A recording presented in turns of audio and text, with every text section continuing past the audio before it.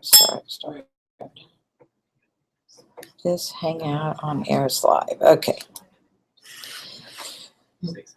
All right. So what I want to do also is first look at the Evernote, and then I'm going to go over 7 A and B.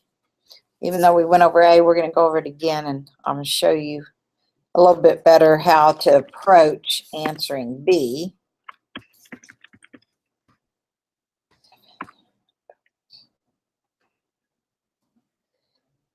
And remember, if there's a quiz that you haven't taken over this weekend, you can retake it.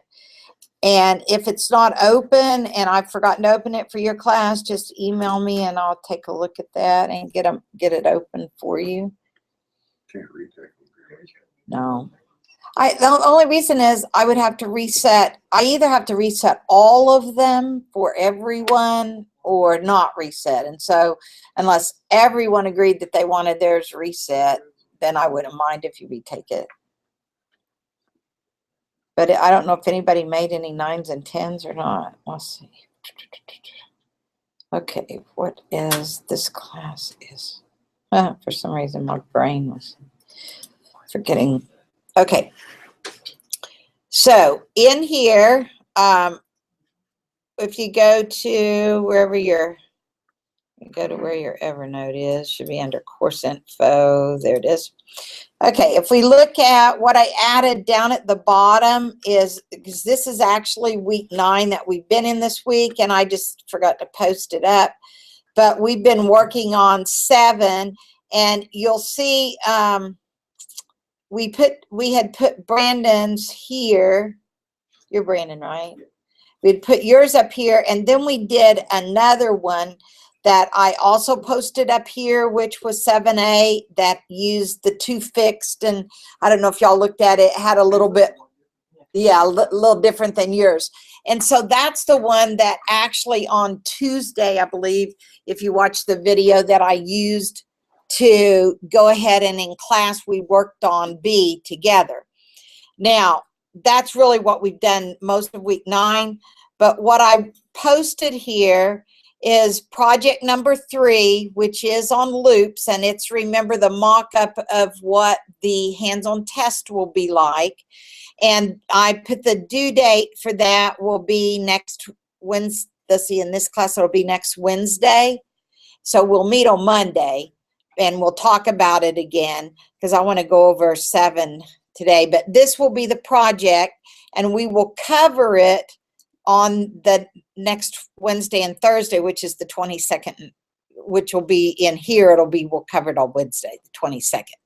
My Tuesday, Thursday class, I'll cover it on Thursday, the 23rd. So I'll video both of those. Now, test number 3 over loops will be on October 27th for this class. Is that the following week after? Yes, yes. It's a week from this coming up Monday.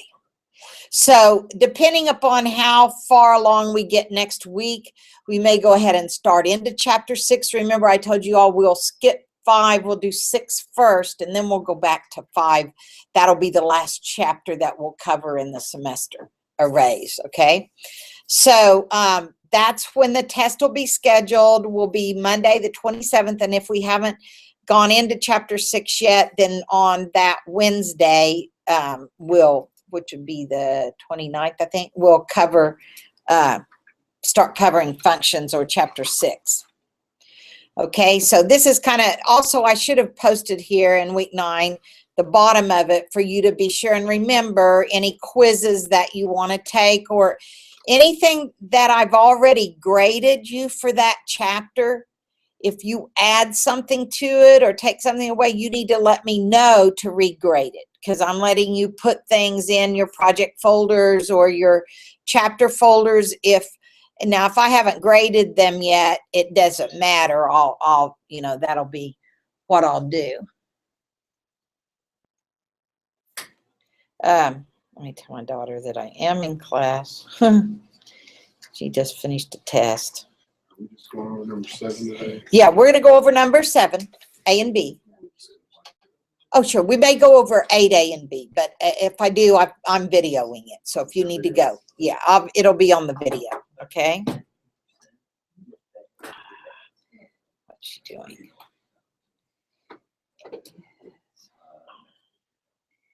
And what is this classroom? 203, right?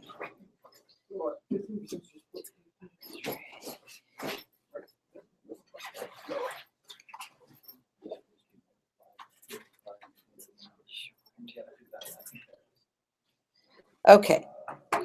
All right. So what we're going to do then on 7A, I'm going to go ahead and show you how this one was maybe a little bit different.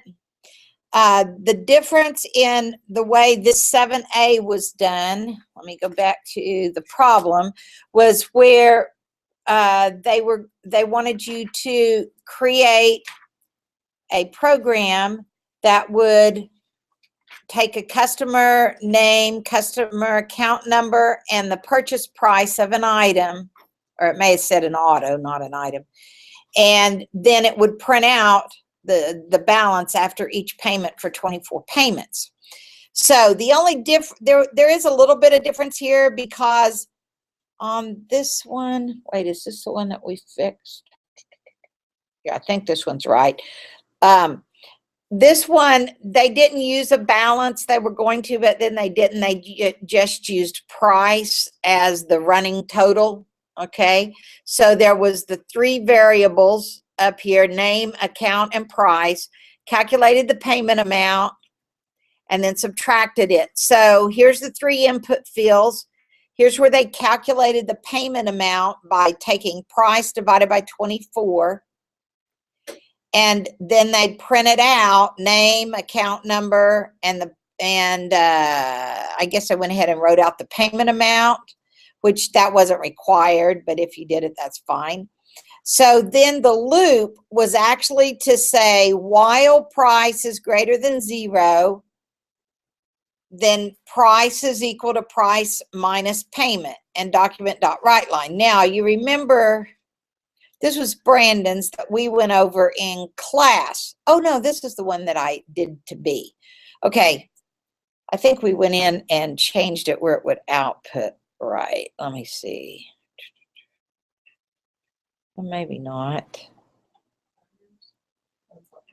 That's not yours. It says Brandon likes. I guess what we did. Let me see. Okay, let me open yours again. I had a couple that we used. Let's see. Okay, Paul, yours. Okay, let's see. Let's do 7. Did you use 2fix to output the decimals? Like if you put, because if you make the purchase price 100, it comes out with all these decimals. Okay, we'll do it. We'll do that to it. Let's see. All right, so this class is 7096, and so yours is going to be 70s, right? Okay, let's see. Chapter 4. There are 7. This one is a good one? No, 7AB. It's not. Okay, all right. For my purposes. All right, so here's the thing.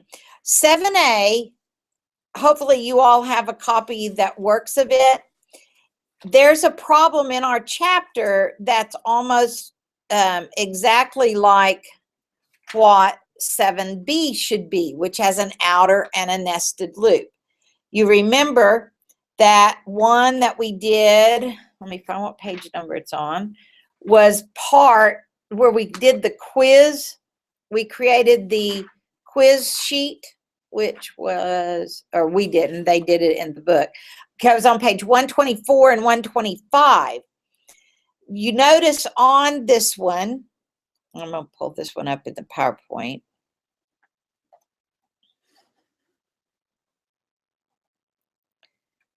Okay, let's see. This is figure 4-6. Oops, up too far down. Must be this one. There it is. All right. So in this one, let me make it a little bigger here where we can see it. The assignment was to create two loops because this loop is inside the loop that prints the part numbers. But both of these loops are called what kind of loops? There's a nested one, but are they counter controlled or sentinel controlled? Counter. Both loops are counter controlled, right? And on R7B, what does it say for the outer loop to be? Sentinel controlled. So that's going to be the only difference, is that our part number loop is the outer loop. And you know, in this particular outer loop, you're going to go through it exactly 5 times. So the only thing that's going to be different is our outer loop is going to be controlled by a value that we test, which in this case, what's the value that we're testing? What input field are we testing? Account number. Because it says here to the outer loop, part B on page 153, says to continue any number of customers until a sentinel value is supplied for the count number. Okay, there was a problem also in our chapter that did not make much sense, because they said, where's this one at? Let me find it. One of them says the sentinel value is ZZZ, but it's the one right after the stickers. It's the one with an accumulator right here on page 139, 138, and 130. And I think we did cover this one in class about the month-end sales report. I think we did go over that. Common, for loop, there it is. Okay, in this one, there's a sales report, month-end sales report. And every user is going to, or the input is going to be an address and an amount. And they want to know the total. Let me see if it shows that report right up here, I think.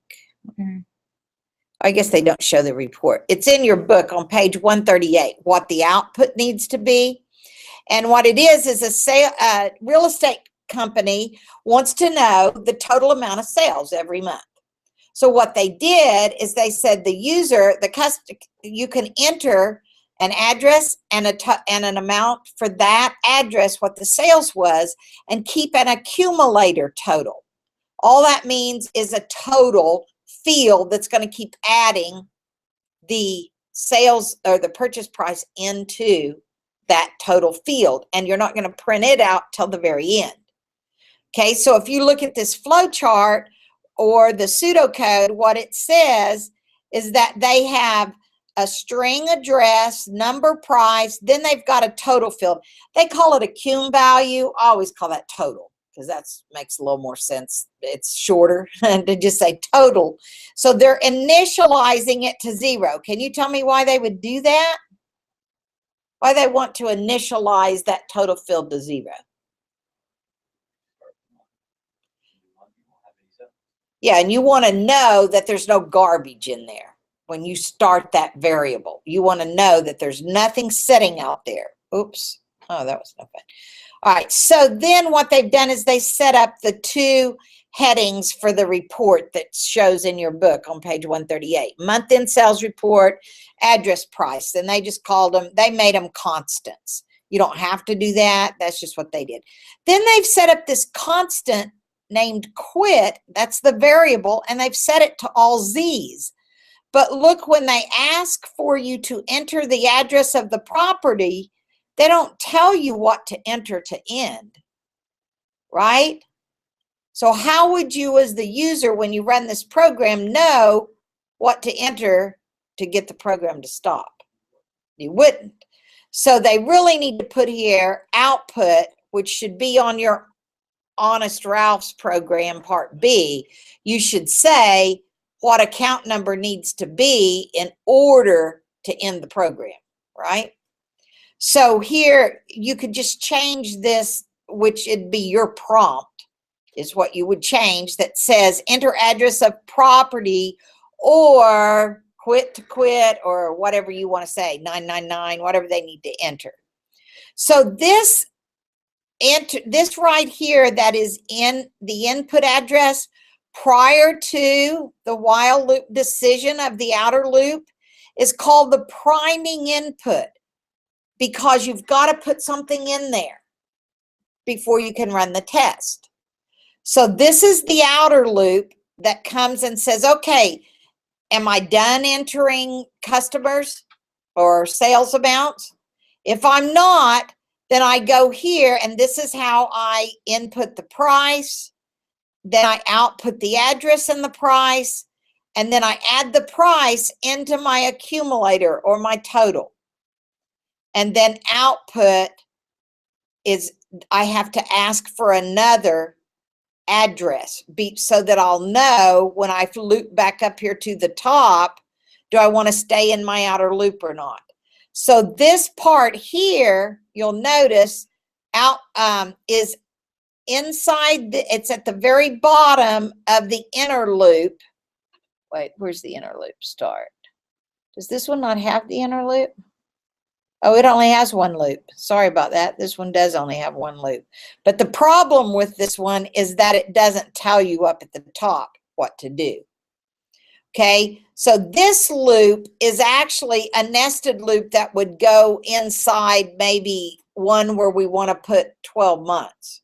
So we want an outer loop for 12 months totals.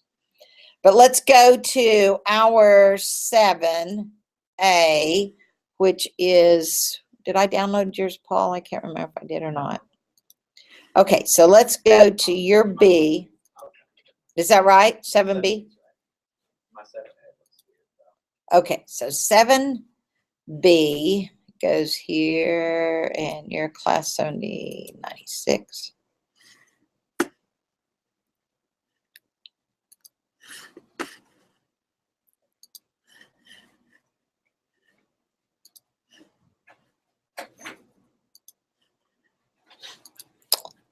Okay, and it was called Chapter 4.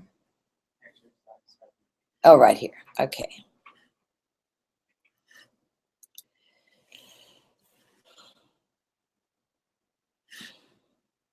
Uh-oh, what did it do? That was strange. Didn't do that right. Chapter 4, open with Dreamweaver. There we go. Okay. That's my live one. Let me get it to not do that.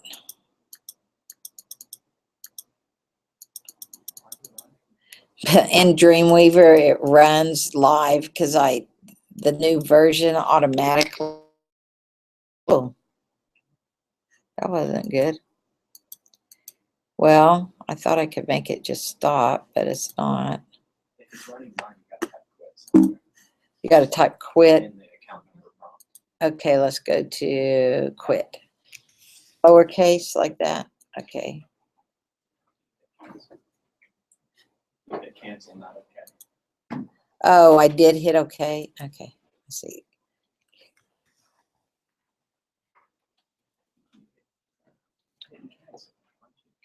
Yeah, so that's what's the problem, isn't it? Okay, quit. Okay, thank you. Okay, so here is the inner. Yeah, it'll run. Now we know it runs. Okay, so here is his inner loop. Let me go down here where that starts. Right here was the loop for 7A. He asked for the name, customer name, he writes it out. Ask for the purchase price, writes out the purchase price. And I guess you've taken the account number above that, right, already? Yeah, the account number is up here, which had to be down here in the original 7A. So here's his priming account number. So all of this inside here is still part of A. So if you got A right where it would calculate 1, then all you had to do was take your account number and put it outside this loop. And then you also have to reinitialize the counter, because if you don't, I'll show you what happens with this. Yeah, I'll take it out here in just a minute. And then you add the request for input again just before the end of the program, because this is the only thing that's part of the outer loop. Because in the Honest Routes program, it asks you for Part B to allow it to run for as many customers as the user wants. So until they enter quit. So what he did up at the top is he has a constant name quit that you have to enter quit this way in order for the program to stop. Okay, so he put that in his prompt. It says,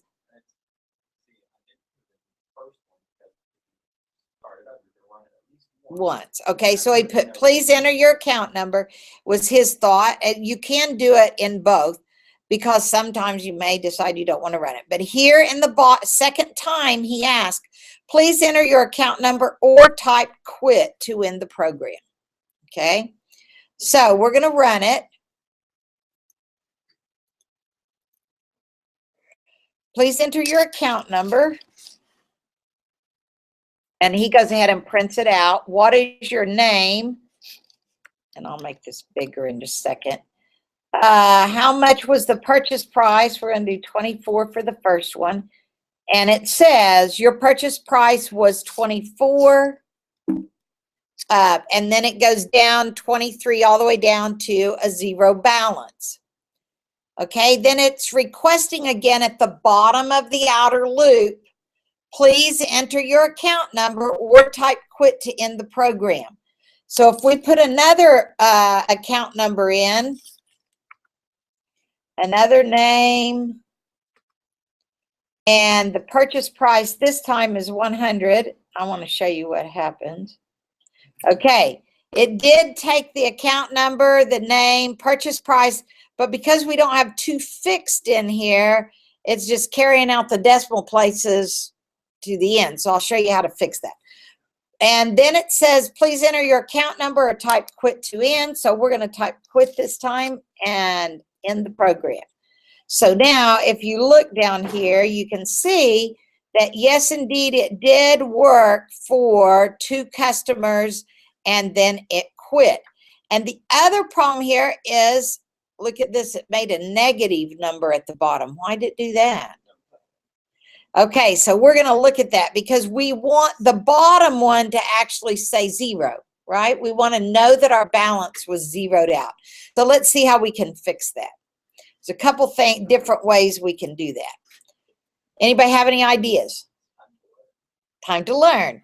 Okay, so counter here, what would happen if we initialize counter to 23 instead of 24 because we're letting it go with a 0?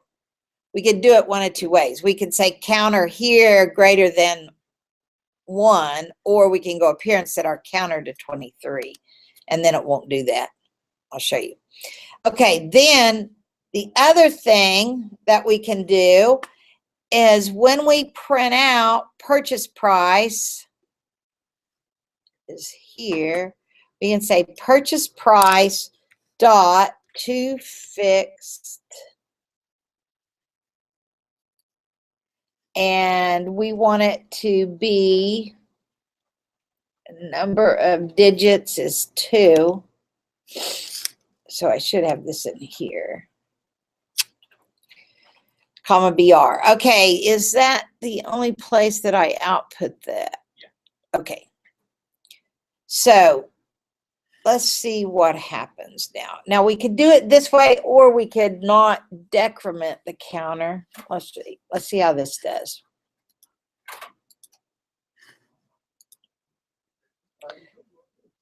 Please enter your account number, 1, 2, 3, 4. What is your name?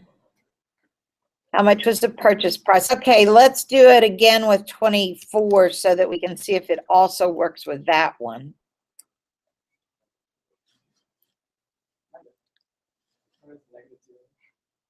Please enter your account number or type. Okay, so this time we're going to say 456. PD. How much was the purchase price? $100.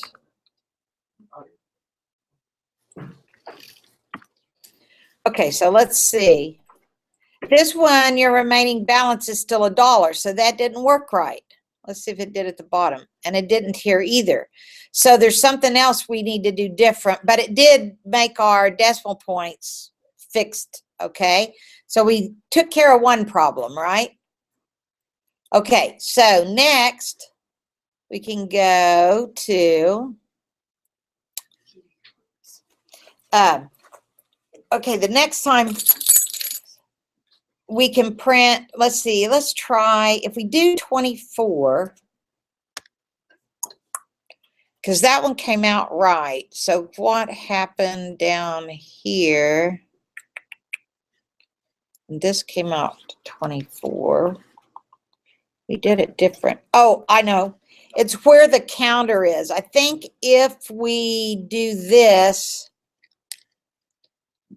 below or above, which would it need to be? Because you would want it to subtract. Okay, after it gets down to 1,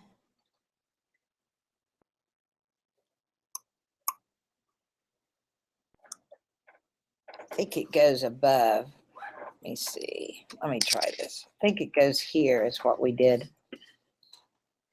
on another one. Does that work? 3, 4.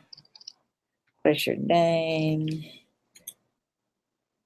Purchase price 24. It still comes out -0. Mine does too. Okay, let's see. 4, 5, 6 on both of them or on the 100? Just on 100. Just on the 100. Okay, so I need to do something different. Let's see. So did it come out to 0 down here? Okay, it come out to 0 here. Yeah, it did. Oh, I think ours still came out -0, and I'm really not sure why on the 100 it does, but it does not up here. See, I don't know how we would do that different. Just 100.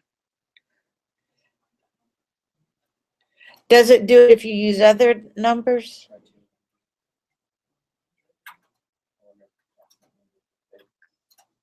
It still comes out -0. But what did it not? Did it not come? On 2-digit numbers, it's saying 0, and on a 3-digit number, it's making it -0. Huh. So it must be something in that to fixed. Okay. We'll have to do some research on that. Okay, but does anyone have any questions on how to get the outer loop? Because this is important. This inner loop is just A. You should be able to take the A. Did your A work? I want to check his A, and let's make the actual changes so you can see exactly what you do. Where's this at? 4. NA? Okay, there we go. All right, so we're going to download A.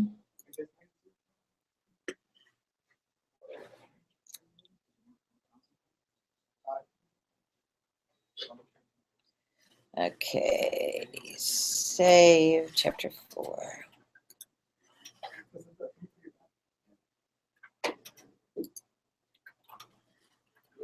Oops.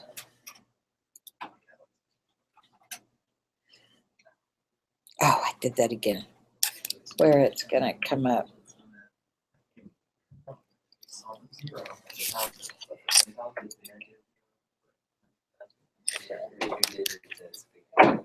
Okay, every odd digit? That's something to do with the number of, yeah, because 2-digit number is fine, 3-digit is negative, 4-digit is fine, 5-digit is negative. Huh. Millions. Who else is engineering? Daniel's engineering. Who Seth is? Y'all are the numbers people. Yeah. Y'all can Right, figure but the I can say, numbers. Wait a second, there's a pattern to these. Yeah, y'all are the numbers people. Okay, so I'll have to look into that. But here is how he did, how Paul did his part A, which only had to run for one customer. So here, all of this should stay the same, with the exceptions is you're going to insert your while loop here. So this is the loop for running it for just one. Oh, actually, we have to change this, right? Isn't that what we changed to get it to go down to 0? I think that was it. Command X, and we put it here. All right, so on this one, if I run it, Why'd you move that? because when we did it for 100, it didn't go down to 0 balance. It went to -2 something, whatever. That was why, like if I do here, DD 1, 2, 3, 4, and I go ahead and do 100 on this one, but I didn't put 26. Oh, there it's -2. That's, yeah, the 23 was the. Did I put, oh, did you put 23 in there and I didn't change it? No. Even on this one, if I type in 100, But where did you put the count? Leave the counter down below? yeah. I left it right there and it's still comes up. Yeah, that's, oh, and it doesn't have the 2 fixed. So it's still coming out -0. No, this is still. I just moved the counter. Oh, okay. So you guys at the back, anybody have any questions about the outer loop, the nested loop? Anybody? Because B8A and your project has an outer and an inner loop in it. And you can use this as a model. And I was also going to show you that pseudocode answers to 8A and B, which is the same. But are we ready to go on to 8A and B? And I'll put those problems in there for you. Any more questions on 7A and B? That's the only one that you're assigned, okay? I'm just going over 8A and B to give you a little bit more examples, okay? So if you have a question, let me know. All right, so 8A tells us this one is going to be the same way. It's going to be a modification where it has an outer loop. So the most difficult part is the inner loop. Once you figure out the logic for it, all you're doing with the outer loop is encompassing that inner loop so it can go indefinitely, okay? So the inner loop says Sneaky Sam's Used Car Company provides car loans to customers at 2% interest per month. Design an application that gets customer data, including an account number, customer name, and purchase price. So it's the same input as 7. Output the account number and name, then output the customer's projected balance each month for the next 24 months. Assume that when the balance reaches $25 or less, the customer can pay off the account. At the beginning of every month, 2% interest is added to the balance, and then the customer makes a payment equal to 1/24 of the current balance. Okay, so the only thing that has to do with the looping is what? The 24, going through 24 times, right? So it's still going to use the same number of times through a loop. The only thing that's changing is all the processing steps, what you do. So you're going to have some extra if statements in there to make this one a little more complicated. But when you get like your project or your test, what you want to do is be sure you understand the inner loop and make it work one time before you try to encompass it in the outer loop, because that'll get too hard to figure out what's wrong in the inner loop, because what you want to do, like we did with 7A, is you want to make 8A run before you modify it to work for any number of customers. Make sense? That's the important one. Okay, so we're going to go over here. Let's look at, I think I have a certain kind of pseudocode for that. Oops, I lost it.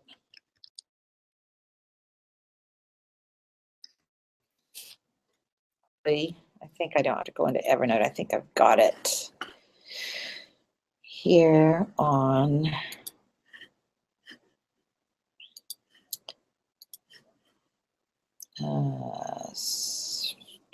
solutions. This is chapter 4. Should be 8A.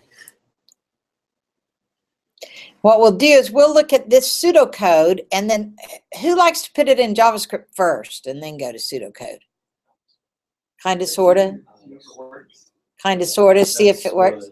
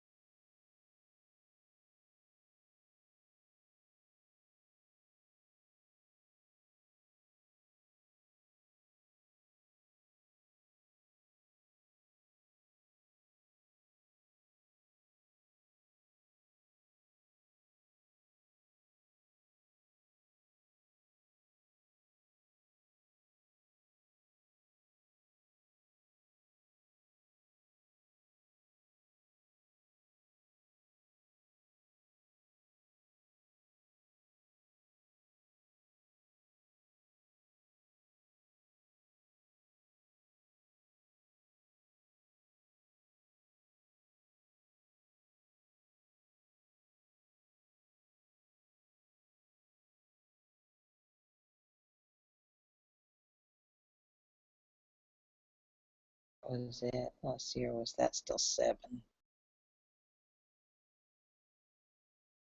Okay, that one was 7. Let's go here, and that's what this one was, probably the B. Okay, here we go. So here's for A, the sample flow chart, the way the author did it. And I'll post this into Evernote because I know some of you guys can't see it at the back.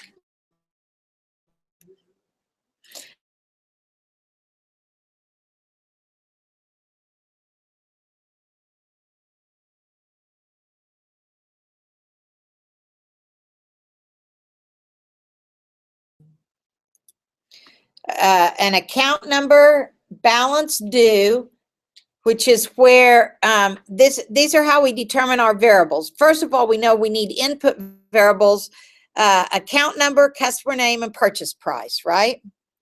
So we have the same 3 that we had for the Honest Ralph. We have account number, they're calling the purchase price balance due on this one, I guess, and customer name. All right, so then it tells us, then output the customer's projected balance each month for the next 24 months. Which one is that going to be? So where's purchase price? Balance due. I don't know how they've named these variables.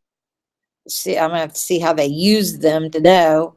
Okay, month is like their counter where they're keeping track of which month they're on. Balance due must be the purchase price, and then they're just using it as an accumulator field. Yeah, and then they're also calculating the payment amount. Okay, so I would have went ahead and called that purchase price and then had a balance due, but they didn't do it that way.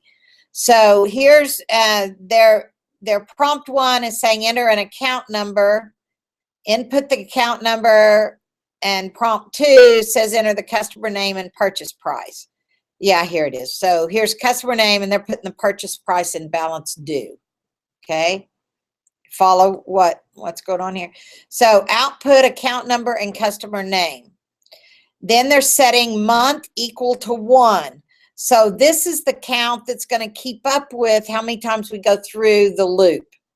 And you notice you don't do anything after you drop out of the loop, just like in the Honest Ralph's. When we did the inner loop, at the end of it, we were done.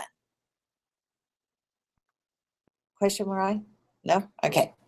So we're starting in and we're saying as long as month is less than or equal to 24. So instead of starting month with 0 like we did on the previous program, we're starting month with 1. Therefore, we have to say as long as month is less than or equal to 24. Last time we did it different to get through it 24 times. First calculation is balance due is equal to balance due times 1 plus the interest rate. Okay, so here that takes care of where it says, assume that when let's see, at the beginning of every month, 2% interest is added to the balance, and then the customer makes a payment equal to 1/24 of the current balance. So here, first they're calculating before they, at the beginning of every month, they're going to add 2% interest, right? So it says 2%. So whatever the interest rate, which up here, they set it as a constant of 2%, right? 0.02. So they're adding the interest balance due times that to the balance due. So the original purchase price that they enter up here, the very first thing off, they're going to calculate 2% interest and add it to what they're going to owe, right? Isn't that how they do our loans? Interest comes first. Okay, then balance due, if balance due is greater than minimum amount. Well, what is minimum amount? It's a constant set to 25 because it says here at once the, where's that 25? Assume that when the balance reaches $25 or less, the customer can pay off the account.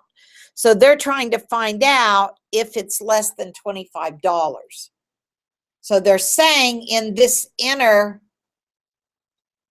this is just an if then else. This is not a loop.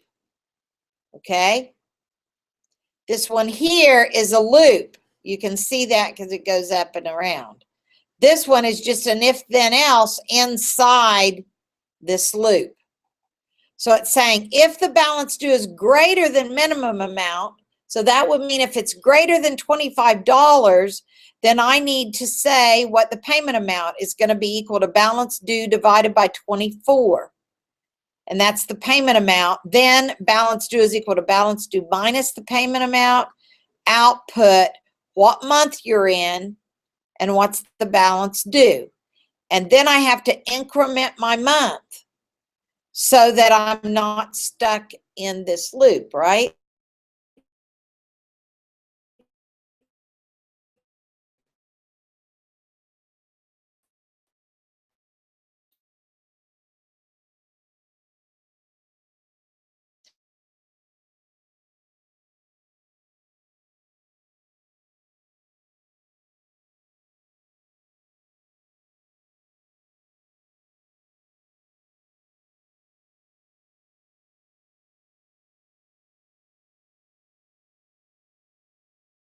On Wednesday. Okay, so now when I come down, I keep doing payments and calculating payments and incrementing my month counter until my balance is less than 25. When it's less than 25, I output the month I'm in, the balance due, and set month equal to 25. Now, why am I setting month equal to 25? So it'll be one more month.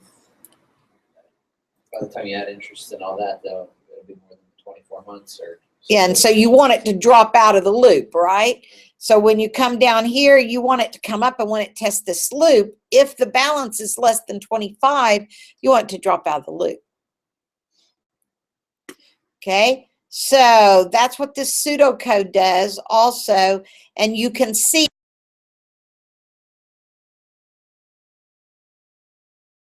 inside that loop is an if, then, else, just like our flow chart showed.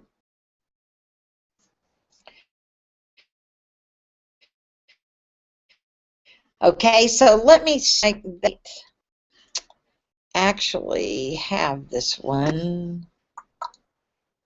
Come on. Already started in pseudocode. If I can get it to scroll down.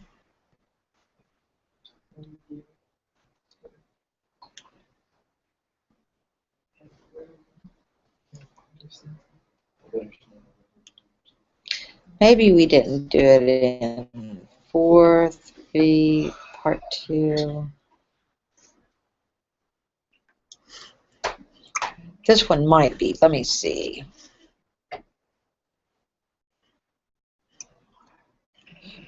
Spring 14, CIT.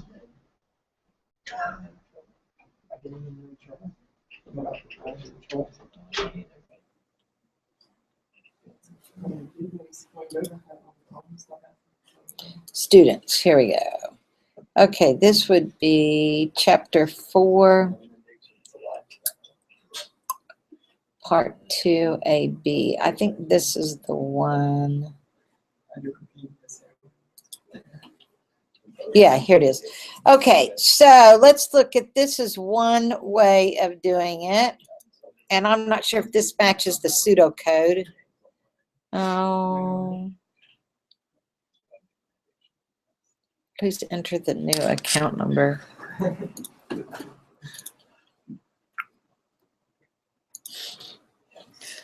Okay. Does he have a, come on. Okay. So this particular problem says account number, customer name, car price. So this does have an original price and then a balance. Then monthly payments, early out is what he's calling. Well, there's the car payoff is equal to 25. Contract term, I'm not sure what the early out is. Contract term equals 24. Term cycle equals 1. Car interest equals 1.02. So instead of adding 1 to the interest rate, he's just making the interest rate 1.02, okay? So here we have account number, and he just puts a default account number in there. Customer name, a default name. Please enter the total cost of the vehicle being purchased, and that's going to go in the car price. Monthly payments would be car price divided by term, which is 24. So he's calculating the monthly payments at the top. Car balance originally is going to start out with the same thing as car price. So this really didn't have to be used, this variable. That was just an extra variable, the way this problem's done. Okay, he did this in an alert, which will cause it to just print out in a box on the screen. If the customer does not wish to pay off the cost of the car after the balance is reached less than 25, then you must type no for each month the customer does not wish to pay off the car. Okay, that's a little more than was asked, right? Okay, document.writeline, the new contract for customer name, account number. He has bought a vehicle totaling whatever the price that was entered.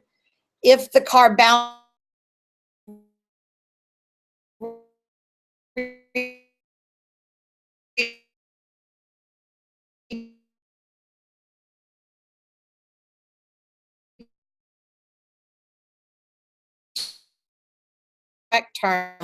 term cycle is 1.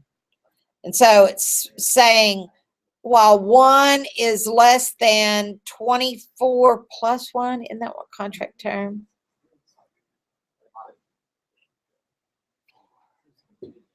Yeah, that's kind of confusing. Let me look at a different one. I got another one here. That's 7A and B. That one doesn't tell me. See, that was probably the only one that had part of it done in there.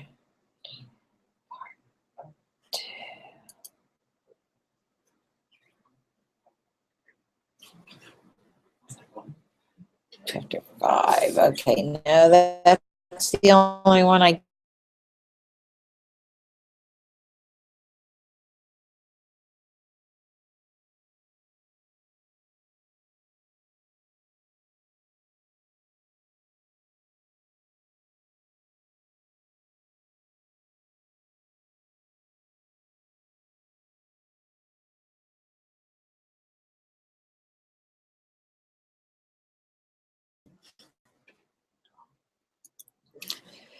Okay, so this one, I don't know why he did all that extra stuff. Because all I really should need to do, I'll go in, I'll put that out there and y'all can see if you can figure it out. But I'll put the pseudocode and flowchart for A and B. And if you want to start on project, whatever that project 3 is, you can start on it, or you can wait till we come back on, what is this, Wednesday class? On Monday, because it won't be due until Wednesday. Okay? So if there's any quizzes that you want to do, let me know. Can we retake quizzes? We've gotten bad grades on. That's what I was telling you at the beginning. If everybody in here wants me to reset all of them, but I can't go in and reset for one individual. That's what my problem is. So you can only retake.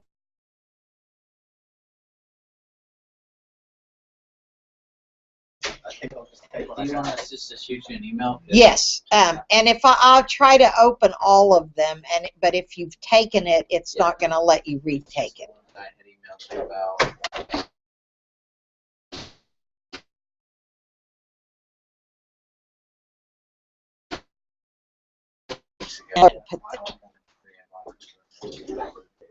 It works just use apps, or just use it, watch, Scroll around on the internet. It's where like